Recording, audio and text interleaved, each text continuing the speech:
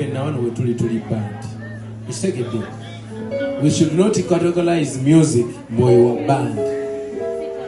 Bakola music mulungi. They are good musicians. Just because it's chigambo nti mukole group.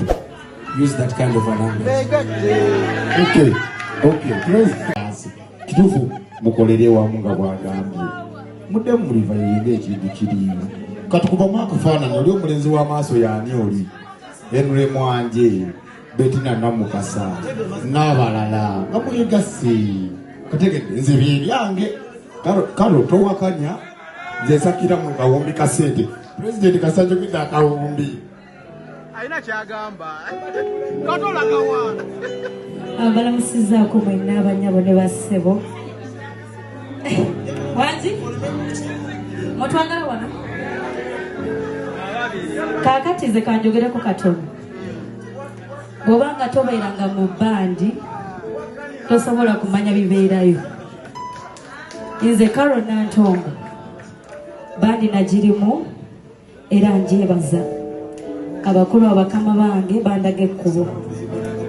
Naye ate anayogera ku ssimu ng'alina microphone. Naye ate nze gyembi nga ndi nzekka ndaba bintambulira bulungi. Ate n'abaana bano ono mutabani wange ndi maama ono sisita wange batambula bulungi.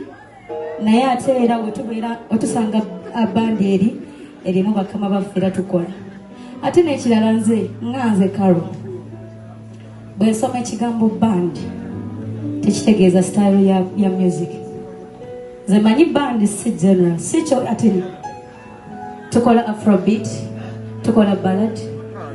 Ffe wano wootulaba wano bw'otugamba oyimba dancehall tumukuba, bw'otugamba okuyimba afrobeat tumukuba. Buli style gye bagamba tukola ki?